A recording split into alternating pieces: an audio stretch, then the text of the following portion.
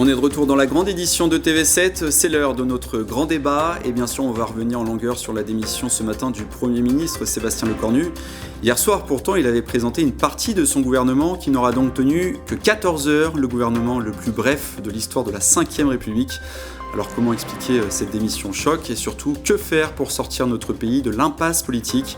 Pour en parler, j'accueille 3 invités. À ma droite, Ludovic Renard, vous êtes politologue et enseignant à Sciences Po Bordeaux. Bonsoir. Lilian Guignard, vous êtes référent en Gironde pour le think tank Le Millénaire. Également avec moi, Jefferson Desport, vous êtes grand reporter politique au journal Sud-Ouest. Bonsoir Johan. Messieurs, bonsoir, merci beaucoup de votre participation. La première question, elle est pour vous, Ludovic Renard. On l'a appris il y a quelques instants, Sébastien Lecornu a été chargé par Emmanuel Macron de négocier une solution d'ici mercredi soir. Qu'est-ce que ça veut dire concrètement ? Première réaction, bien sûr, c'est que ça va alimenter les perceptions en termes de cirque et de tour de passe-passe et d'incompréhension d'une partie des personnes qui s'intéressent encore à cette partie-là de la vie politique, parce que maintenant c'est vraiment pour les happy few pour pouvoir suivre ça, puisque je pense qu'une bonne partie de nos concitoyens a un petit peu pris de distance vis-à-vis de cette agitation-là.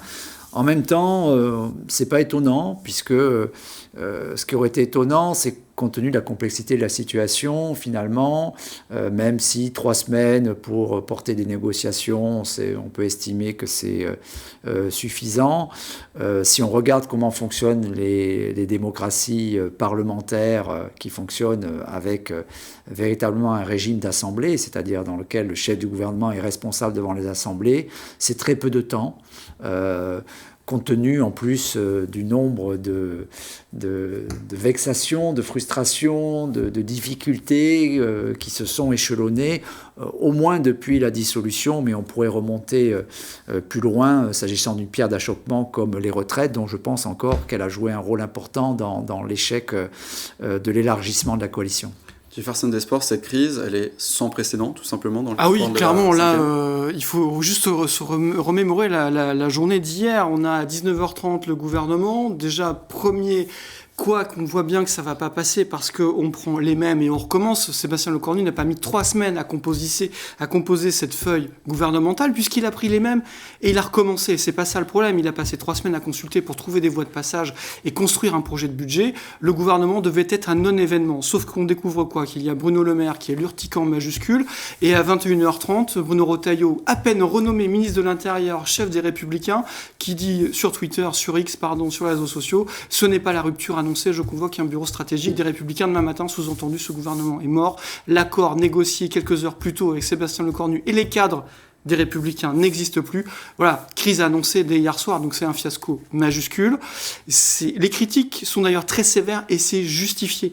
Critiques justifiées contre Bruno Retailleau, le patron des LR, ministre de l'Intérieur, démissionnaire, qui cible Bruno Le Maire, le grand revenant de l'affaire. Voilà, c'est une querelle d'ego, c'est une querelle, il y a des comptes à régler, ils ont été réglés comme ça en faisant exploser un gouvernement. Il y a quand même une part d'irresponsabilité du côté des Républicains. Je pense que ça peut leur coûter cher à l'arrivée. Maintenant, on est dans une situation, vous l'avez dit, inédite. Il va falloir refaire des négociations, on va en parler. Mais voilà, très clairement, oui, c'est un fiasco, c'est inédit. Et c'est encore un épisode complètement nouveau.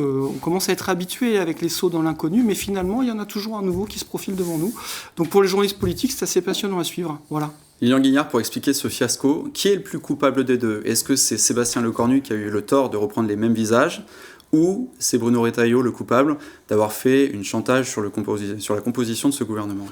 Alors, d'abord, le premier des coupables, c'est Emmanuel Macron lui-même qui nous a mis dans cette situation. On pensait que la Ve République était suffisamment bien faite, en tout cas la Constitution de 58. Il a réussi quand même à y mettre le pagaille parce que finalement... on est dans une espèce de retour à la 4e République avec des composantes. Deuxième chose, on ne sait véritablement pas faire. Ludovic Renard disait tout à l'heure que nous sommes effectivement dans une démocratie parlementaire. Je le rappelle souvent, Arène Leipard avait émis ce schéma. Il existe aussi des démocraties consensuelles et décidément, on ne sait toujours pas faire. Le gros problème là-dedans, j'ai envie de dire, c'est et la France dans tout ça. Donc on est, alors évidemment, actuellement, actuellement un peu la risée du monde. C'est arrivé dans d'autres pays proches, comme la Belgique, l'Italie, où il y a toujours eu du mal à trouver des fois des coalitions. Mais là, véritablement, on ne pensait pas que ça nous arriverait un jour. Et c'est véritablement la faute avant tout d'Emmanuel Macron. Maintenant, s'il s'agit de me faire dire que Bruno Retailleau a fait un coup de pression, comme on dit, et puis que ça n'a pas fonctionné, en tout cas dans le sens où il le souhaitait, que effectivement on prenait quand même les mêmes et on recommence. Donc je ne donnais pas cher de ce gouvernement de toute manière, parce qu'il faut aussi écouter un petit peu le peuple français. Il y a un ras-le-bol général. Mais bon, voilà, cibler quelqu'un en particulier, c'est quand même compliqué. Je pense qu'il faudrait se mettre tous autour d'une table et ne pas oublier que les autres avancent et que la France est à l'arrêt. Donc ce que vous me dites, c'est que la démission en soi n'est pas forcément une grande surprise, c'est plutôt le timing finalement qui interroge, seulement 14 heures après la nomination du... Non, ce qui interroge, c'est Bruno Retailleau. Donc les Lyon-Guignard, vous représentez un think tank qui infuse les partis de droite en termes d'idées, de programmation. Donc moi je comprends ce que vous dites, simplement la responsabilité, c'est que les Républicains ont fait monter les enchères. Je rappelle que les Républicains, c'est 50 députés à l'Assemblée nationale. Ils ont pris une défaite magistrale à la présidentielle de 2022. Ils n'ont pas gagné législative, c'est un bloc d'appui dans une coalition. Les Républicains ont fait un coup de pression en voulant plus d'un tiers des postes, en voulant des ministres faire rentrer d'autres personnalités. À l'arrivée, Sébastien Lecornu et Emmanuel Macron, parce que c'est quand même en double commande, ils n'ont reconduit que 3 ministres des Républicains. Bruno Retailleau à l'intérieur, Annie Genevard à l'agriculture et Rachida Dati, à la culture. Sur 18 postes, ils ne sont pas au tiers des postes. Ça, c'est clair. Première déception. Enfin, coup de pression sur Bruno Le Maire, parce que c'est un traître qui a quitté les Républicains en 2017 avec le fiasco Fillon pour rejoindre la Macronie.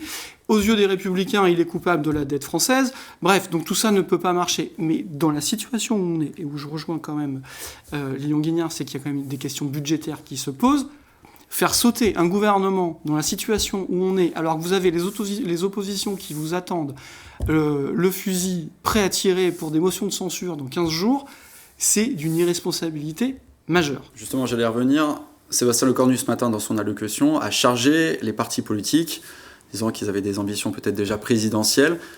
Là, on a une classe politique qui n'est pas au niveau, tout simplement. Alors, de l'enjeu du budget.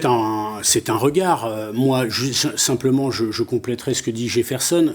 Les enquêtes d'opinion montrent clairement quand même ces derniers mois, ces dernières années, que la France est à droite et que donc le coup de pression de Bruno Retailleau pour essayer de glisser un petit peu plus de ministres, peut-être que vous pouvez l'interpréter comme étant une faute, mais je pense que si on était parti avec d'autres formations politiques au sein de ce gouvernement, de toute manière, le résultat aurait été le même. Ludovic Renard, pourtant, Sébastien Lecornu, vendredi, avait fait un geste d'apaisement en annonçant son renoncement au 49.3. Même ça ne suffit pas à éviter cette crise ? Oui, ça témoignait d'une bonne compréhension et d'une bonne inflexion, au-delà d'une inflexion programmatique qui est toujours compliquée parce que, effectivement, on l'a dit, il y a les enjeux partisans, idéologiques, chacun pense à la future élection, à qui veut de ma taxe Zuckman pour dire que je pense aux plus défavorisés, etc. Il y avait quand même dans la méthode, cette fameuse méthode qui est si importante et qui a été une difficulté pour François Bayrou. François Bayrou a essayé l'argument en disant « je vais argumenter » en montrant qu'il y a un argument majeur qui s'impose à tous et qui est rationnel, c'est la dette. Mais visiblement, au niveau de la méthode, ça n'a pas suivi, il n'a pas su bien parler aux partenaires. Là, avec le 49.3, il y avait vraiment quand même un atout majeur que jouait Sébastien Lecornu, que peu d'observateurs avaient prévu, avaient anticipé, et qui traduisait véritablement là une lame de fond des conséquences de cette absence de démocratie majoritaire et comment refaire de la coalition avec, on l'a déjà dit, analysé, cette France tripartite, comment le Premier ministre pouvait avoir un jour un rôle nouveau et singulier qui était écrit dans la Ve République, la dualité de l'exécutif. Après, il y a eu une pratique, il y a eu une conception, mais à l'époque, quand on a créé la Ve République, Debré et De Gaulle n'étaient pas tout à fait d'accord, et puis ça s'est imposé parce que De Gaulle a imposé une pratique, surtout après il a été élu à la présidence au suffrage universel, mais on a bien vu que ça a évolué. Et moi, je pensais que ça pouvait être... De toute façon, je continue à penser que c'est une solution, parce que je ne suis pas certain que les prochaines échéances, ni législatives ni présidentielles ne régleront le problème. Et que donc va se reposer la question du Premier ministre comme étant non seulement le chef d'une administration et de sa majorité, mais aussi une personne qui, en absence de majorité, devra refaire des coalitions. Et donc lui redonner un rôle de pivot institutionnel qu'il a perdu. Sébastien Lecornu avait des atouts pour remplir cette mission-là, en tout cas pour donner des pistes, les explorer, en dépit de toutes les difficultés de l'équation qu'on n'arrête pas de rappeler. Visiblement, je ne suis pas le seul à penser, Emmanuel Macron le pense, puisqu'il a redonné un peu de temps à M. Lecornu pour essayer de voir si on ne peut pas aller un peu plus loin. Attal avait proposé un négociateur. Donc là, on revient un petit peu sur cette idée, pourquoi pas, avant même d'être... tu n'es même plus Premier ministre, ou je vais te renommer si tu y arrives. C'est quand même une posture assez nouvelle, effectivement. Donc, oui, il faut continuer à faire ces négociations. Mais là où les Français se trompent, et là où tout le monde se trompe parmi les observateurs et analystes, ce serait de dire que la politique, c'est pas d'abord ça, c'est foncièrement ça. Et l'ensemble des élus, à part peut-être les entourages des hommes politiques nationaux, principaux, qui tweetent et qui balancent des choses, sont convaincus que c'est le travail politique. Parce que tous les jours, dans les collectivités, à l'Assemblée nationale, ils font ce travail-là. Et ça les désespère de voir qu'on n'est pas capable de le faire. Il y a des logiques partisanes, il faut tenir le parti. Souvent, ça suffit comme rationalité, mais on voit les effets délétères que ça peut avoir sur la vie politique. Se pose la question de la suite maintenant. Quel scénario imaginer ? Est-ce qu'il faut un nouveau Premier ministre ? Et si oui, quel profil ? Quelqu'un de gauche, plutôt un profil technique ? Ou alors le grand renversement de la table, la dissolution, voire la destitution d'Emmanuel Macron. On ne voit pas comment on peut sortir de cette impasse, Jefferson Desport. On parlait de saut dans l'inconnu. Là, on est clairement dedans. Il y a quand même un côté extrêmement grotesque dans tout ça. Sébastien Lecornu, ça fait 27 jours qu'il est nommé à Matignon. Alors certes, je disais tout à l'heure qu'il n'a pas mis 27 jours à composer son gouvernement, puisque la feuille qu'il a présentée, en quelques minutes, ça pouvait être fait en caricaturant un grand trait, bien entendu, puisqu'il n'y avait quasiment pas de nouveautés. Simplement là, maintenant, avec qui il discute ? Les Républicains qui viennent de le faire tomber, qui estiment qu'il n'y a plus de confiance avec lui. Bruno Le Maire a décidé de se retirer du jeu et de renoncer à sa nomination de ministre des Armées. Voilà, vous allez discuter, c'est ça vos partenaires, c'est avec eux que vous allez essayer de bâtir une coalition. Donc vous allez revenir vers les Républicains en vous disant quoi ? Je m'excuse d'avoir nommé Bruno Le Maire. Voilà, il y a quelque chose d'assez grotesque et pathétique. On comprend bien ce qu'on comprend bien, c'est qu'Emmanuel Macron ne veut pas s'engager sur la voie de la dissolution. Il l'a fait une fois, il a payé pour voir, il a perdu. On est dans cette situation-là, il n'y a pas de majorité à l'Assemblée nationale, et plus le temps passe, plus on se rapproche de la présidentielle dont parlait Ludovic Renard, et en fait, le débat est biaisé. Les oppositions ont intérêt à la dissolution. C'est jamais dit clairement, à part du côté du Rassemblement national, qui espère aussi une loi judiciaire pour arranger les affaires de Marine Le Pen. Le PS se sent pousser des ailes à la faveur des sondages, comme les Républicains. La décision de Bruno Retailleau de faire exploser le gouvernement, c'est aussi parce qu'ils ont un sondage où ils sont entre 13 et 14%. Pardon, mais c'est pas avec 13 ou 14% que vous allez gagner une présidentielle.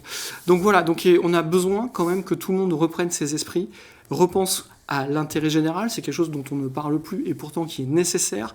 Maintenant, l'esprit de coalition, oui, mais est-ce qu'on a un personnel politique capable de s'entendre maintenant ?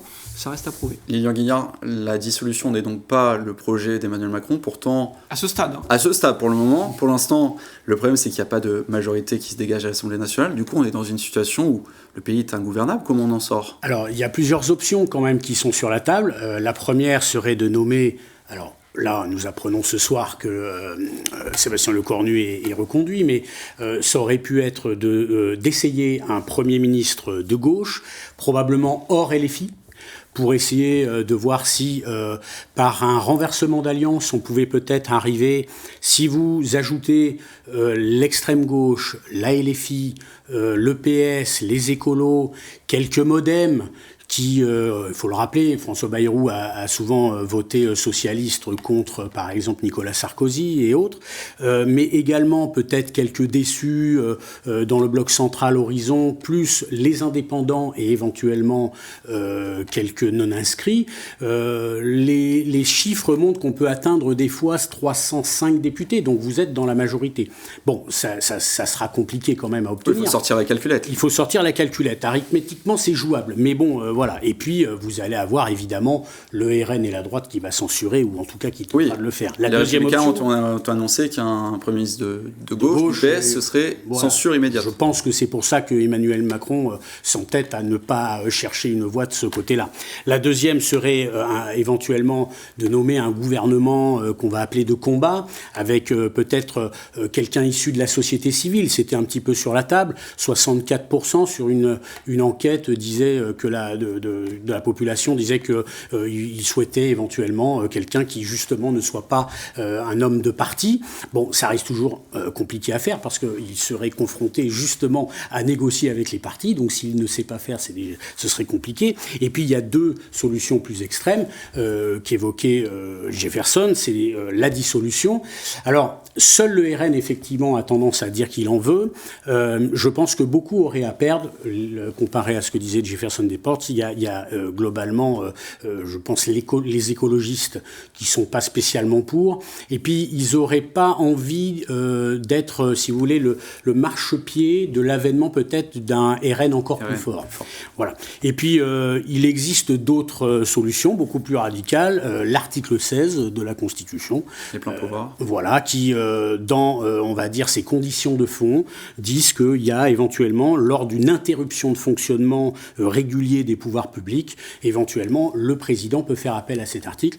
Bon, on est dans des conditions très extrêmes. Ludovic Renard, constitutionnellement, l'article 16, c'est... Non, ça ne me semblerait pas effectivement s'appliquer aux conditions, même dans des conditions qui n'étaient pas celles que l'on connaît actuellement, hein, quand la France était vraiment impactée par la guerre d'Algérie. Voilà, il faut voir la hauteur de vue des constitutionnalistes qui se sont penchés sur le champ d'application de la Constitution pour se rendre compte que voilà, il y a quand même, nous sommes dans un état de droit et que même s'il y avait une majorité politique, un appel des Français pour porter des solutions de ce type-là, tout ce que montre au contraire aujourd'hui ce renforcement de ce qui est vécu peut-être comme un cirque et comme un débat, c'est au contraire la montée en puissance de l'exigence démocratique du débat.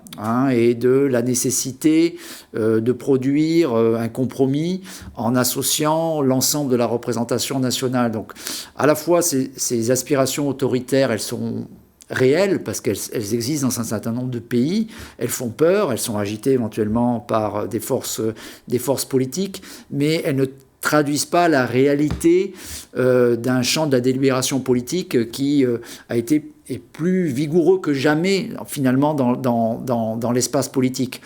Actuellement, il peine à trouver des débouchés politiques parce qu'il y a une crise de gouvernement, voire une crise de régime. C'est ce que j'avais demandé, une crise de régime ? Oui, crise de régime. Un vrai péril pour la Ve République ? Crise de régime, ça veut dire qu'en fait, on considère, par rapport aux crises de gouvernement, on n'arrive pas à gouverner, c'est ce qui se passe actuellement. Crise de régime, ça veut dire que dans la séparation des pouvoirs, il y a deux pouvoirs au moins qui sont en conflit évident. Donc là, on pourrait dire que la représentation nationale, ceux qui font la loi, le Parlement n'arrive pas à trouver l'exécutif. Il y a un problème de conflit là. On n'arrive pas. Il y a un exécutif qui est légitime, il y a un président de la République qui nomme un Premier ministre, très bien, mais il y a en face de lui un Parlement qui s'oppose à une politique ou ne lui donnera pas une majorité, etc. Donc de ce point de vue-là, on peut dire oui qu'il y a une crise de régime, mais encore une fois, il ne faut pas l'interpréter que d'un point de vue du fonctionnement des institutions,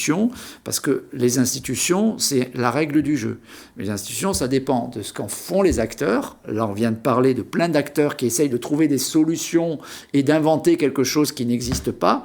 Et puis, ça dépend surtout d'un espace politique. Et ça, personne ne peut, d'un claquement des doigts, le changer. Si vous avez un tiers des Français qui pensent que ça serait bien que le Rassemblement national soit au pouvoir, un tiers on va dire, de libéraux, pour faire simple, qui soient macronistes ou socialistes, sociaux-libéraux, etc., et un tiers qui appartiennent à un radicalisme, une gauche radicale, eh bien, forcément, quand ils vont s'exprimer, quand vous allez leur donner la parole, vous allez retrouver cette expression-là.